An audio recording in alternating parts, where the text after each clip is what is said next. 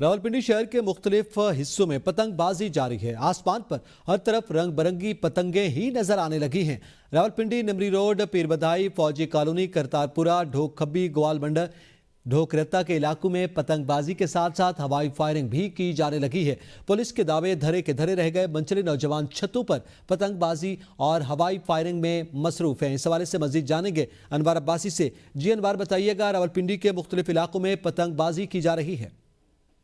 जी बिल्कुल, रावलपिंडी पुलिस की जानब से बसंत के मौका पर रावलपिंडी शहर में पतंगबाजी के खिलाफ जो कार्रवाइयाँ की जा रही थी वो महज कार्रवाइयाँ ही साबित हुई। कुछ प्रेस रिलीज जारी कर दी जाती हैं, मुख्तलिफ पतंग फरोश गिरफ्तार कर लिए जाते हैं, लेकिन आज हमने देखा कि शहर भर में इस वक्त भी जो पतंगबाजी जारी है। और यहाँ इस वक्त नमरी रोड, पीर बधाई, फौजी कॉलोनी, करतारपुरा, ढोक खब्बी, ग्वाल मंडी, ढोकरत्ता के इलाकों, इसके अलावा सादकाबाद, डोका लहान और दीगर जो इलाके हैं वहां पर इस वक्त आसमान पर रंग बिरंगी पतंगे आपको हर तरफ दिखाई दे रही होंगी। और यही नहीं सिर्फ पतंगबाजी की जा रही है बल्कि साथ साथ मंचलों की जानब से हवाई फायरिंग का सिलसिला भी जारी है।